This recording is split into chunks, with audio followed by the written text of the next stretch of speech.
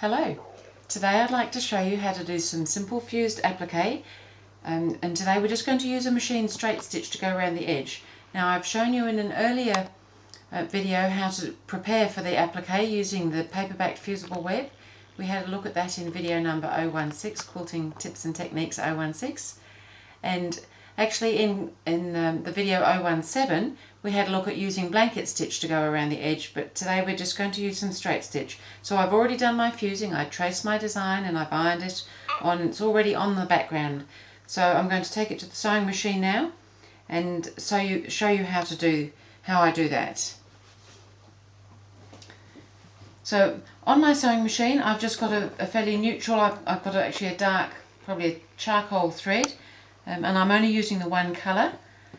Some people prefer to colour match all their threads, and I've got an open-toed foot on my sewing machine which will help me see exactly where I'm going with the applique. It's not essential to have one of those, but it certainly does help.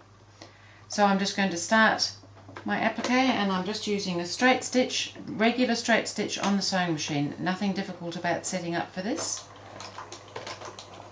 So here I go. Just got to follow the curve around. So I'm sewing very close to the edge, but on the applique itself. And then when I get, if you've got a needle down position, that's always very helpful when you're appliquing. And I want to go around the leaves while I'm here.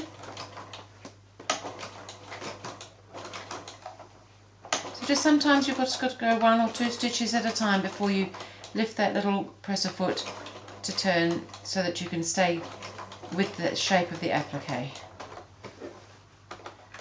So it's just a little slow, but this is a great way to do some overall fairly fast applique.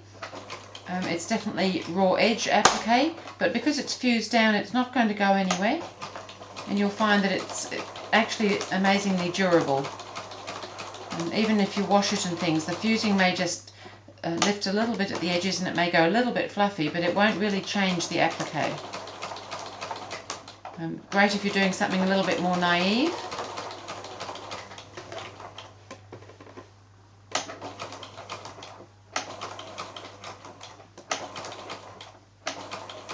And if you're wondering why I've got strips down the side of my background for the applique, it's because it was just a little bit narrow and I thought it would be a bit easier to manage this way.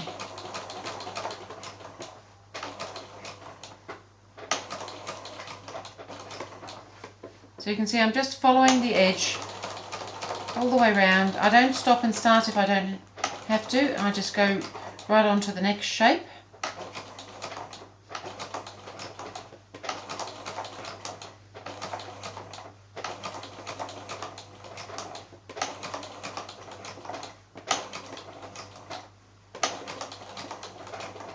And I'm just going to go right onto that little circle on there now.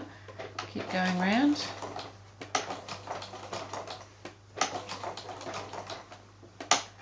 The least number of joins in your thread and things is quite helpful.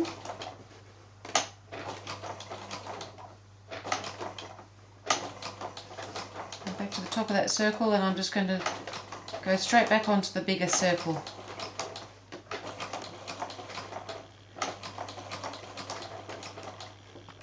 So you can see it's not difficult, it's a lot of fun. You can be very creative with this sort of applique. Now I'm just going to do a little back stitch here just to back up to where my stem is. So I'm just going to come down this stem,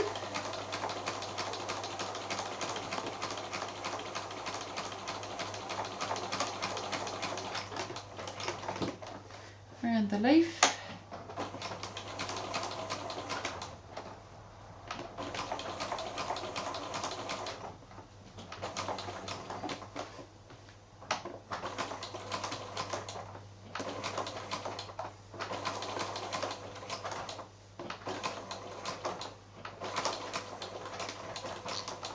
back onto the stem and down to the last little bit, and we're nearly done. So that really hasn't taken very long. Heaps of fun. Just another way of doing applique.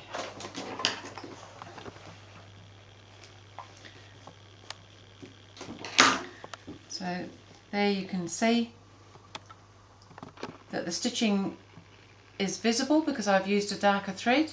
You may choose to use a matching thread, as I said, but for me I like to just use the one thread and can keep going all the way around, and I'm happy to see that thread there. I know it's there, I'm not bothered by it being a little bit visible.